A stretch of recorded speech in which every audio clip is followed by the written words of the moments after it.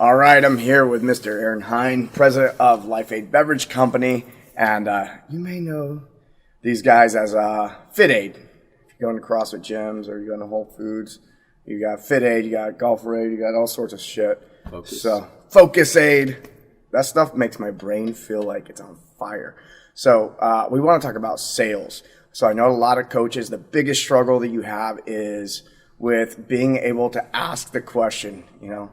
A big part of it is just having the balls, and there's also a lot of techniques involved, and Aaron is a master salesman. So, and you know a lot of coaches, and you work with CrossFit boxes, and you work with a lot of trainers, so you know what's going on in the market. So can you break it down real quick? What do you see as the thing that's holding people back and how they can overcome that? Well, the biggest thing from holding people back is they're just not asking. They're not closing. They set everything up, and then they fail to say, this is what you need, right? Yeah. You got to come from a place of conviction. Like when I was a chiropractor, I would see people either overselling care or underselling care. What you need to do is give people exactly what you believe they need, and that authenticity comes through. Another key part of, I think, is being compelling versus convincing. You know, convincing is like, I need to convince you that this is good for you. Compelling is all the persuasion, everything that's set up ahead of time. You said persuasion. Persuasion. So I'll give you an example. In my chiropractic office, when I had that, as soon as you walked in, there were testimonials all over the wall of notable politicians, athletes, etc. My front desk would come around with a double handshake. Mr. Hinde, you know, welcome to the office. Before we get started on the paperwork, because nobody wants to do paperwork, it sucks. Let me give you a tour of the office. We know they're nervous. Let's calm their nerves down. Here's a nice bottle of water for you. You know, one of the things I have coaches do is I have them go sign up for things they've never done before, so they understand how nervous they can feel. Yeah. It's nerve-wracking. So you got to calm down. And when we gave them the tour of the office before the paperwork, other patients that were in the office were like, oh, you're new here, you're going to love it. Dr. Hinde's great. Oh, this place is great. You came to the right place.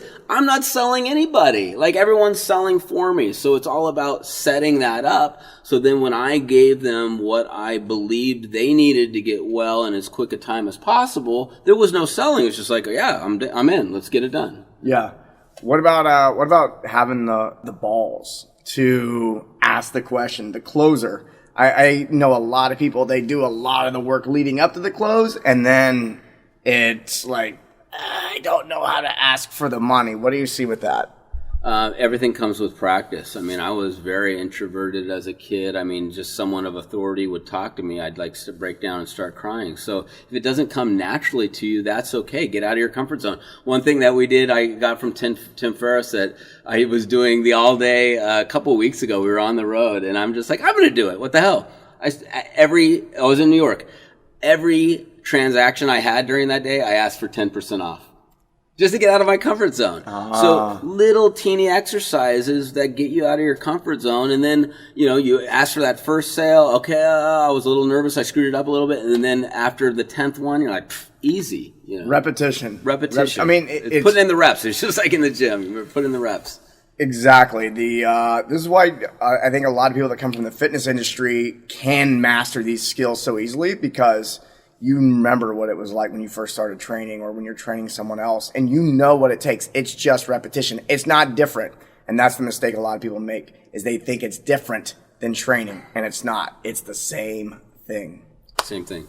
Always look at other industries and say, how can I apply that process, what really works well there, to my business? Anytime you have a wow experience where you're compelled to tell other people about it, whether it's a restaurant or whatever, what have you, what are the components? Go through a mental checklist. Why was this a wow experience? Why am I compelled to tell other people? And how can I incorporate those same things into my business?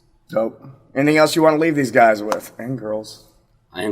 I would say follow what I call the ATM philosophy. Make sure you're in alignment with yourself and your team. Number one, it's impossible to grow if you're not in alignment. I know Mike can vouch for that as well.